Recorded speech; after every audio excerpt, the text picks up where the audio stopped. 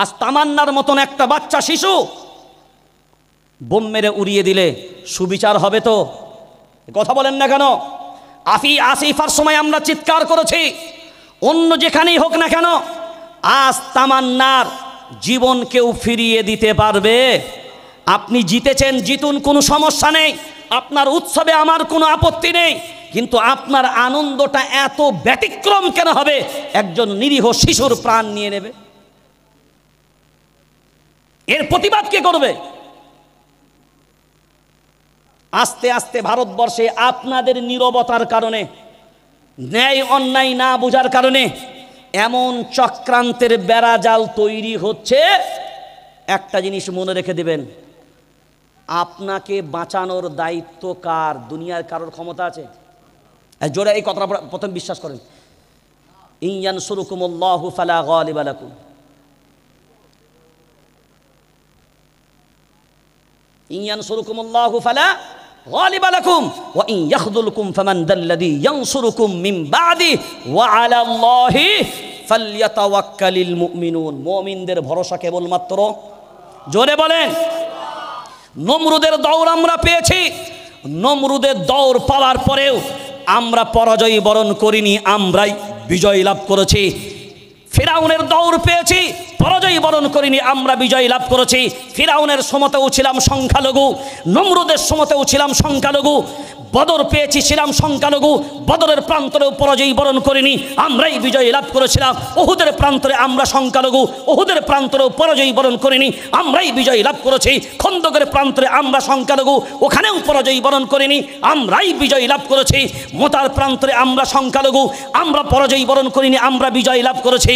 আর বর্তমান ভারতবর্ষের জমিনে আমরা সংখ্যাগুরুরা সংখ্যালঘু, জোরে বলেন, এখনো আমরা সংখ্যালঘু। নিশ্চিত আমার রব যতদিন পর্যন্ত তার রহমতের ছায়াতলে আমাদের রাখবে, আমরা কাউকে পরোয়া করি না, কাউকে বুঝি না, একটাই বুঝি, ঈমানওয়ালা যেদিকে আমার রব, মানে জোরসে বলো না, আমার রব সেই দিকে। ওয়ালা তাহজান ইন্নাল্লাহা মা'ানা, আল্লাহ বলেন তোমাদের একা ছেড়ে দিইনি, তোমাদের সাথে আমি আল্লাহ আছি। হ্যাঁ, ঈমানওয়ালা যেদিকে আমার আল্লাহ সেদিকে। আপনার টেনশন কিসের? আপনার ঈমানওয়ালার টেনশন কিসের? আপনাকে কেউ খাওয়ায়? রিজিকের মালিক কে? আপনাকে কেউ পড়ায়? কেউ আপনার ইজ্জত দিতে? আপনার ইজ্জতের মালিক কে? তো আল্লাহ যখন মালিক, ভরসা তার উপরে করেন। আর তার উপরে ভরসা করলে কি আপনার লস হবে না লাভ? জোরে বলেন, কতটা লাভ?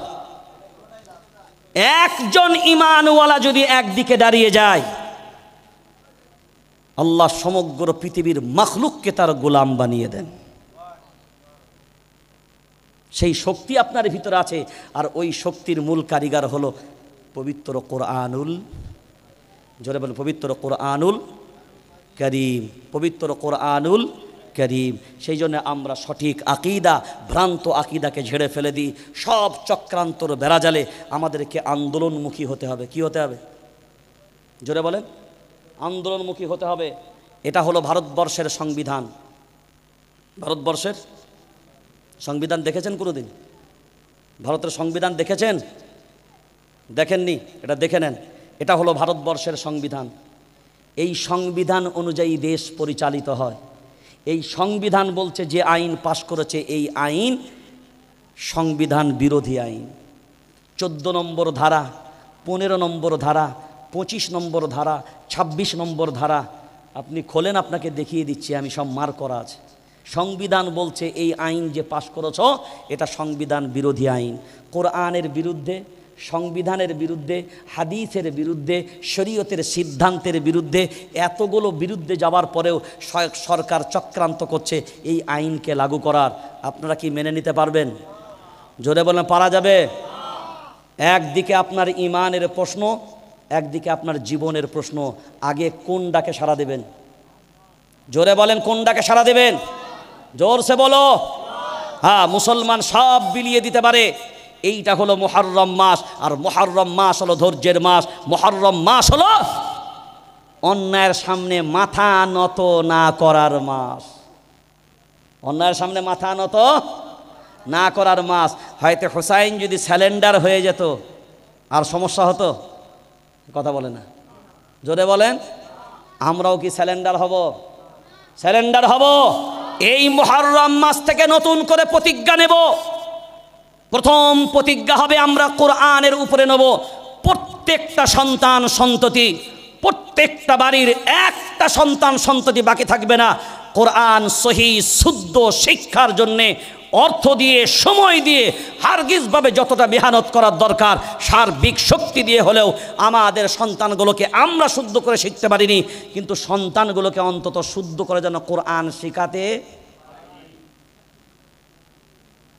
বুঝতে পারলেন কথাটা? পারেননি? জোরে বলেন, জোরে। হ্যাঁ, এইগুলো মনে রাখবেন। সেই জন্য মক্তব আপনাদের নিঃসন্দেহে চলে, এটা দেখেই বুঝতে পারা গেল। মক্তব আরও ভালো করে চালান, মক্তবের প্রতি মেহনত করেন, মক্তবের প্রতি খরচ করেন।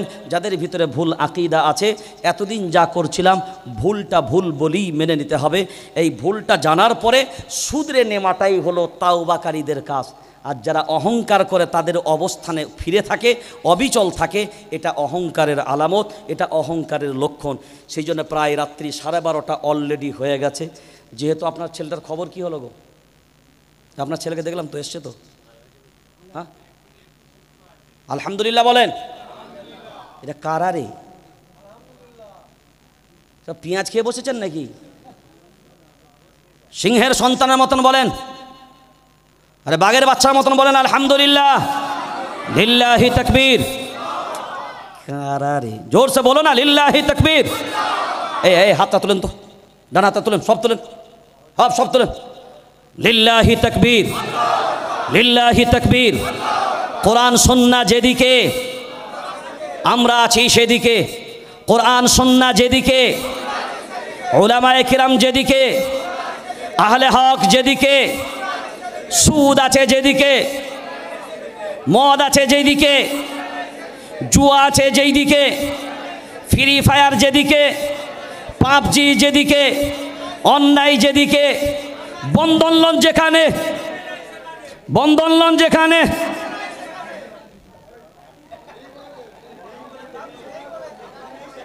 ও নেই বলেছে, আলহামদুলিল্লাহ।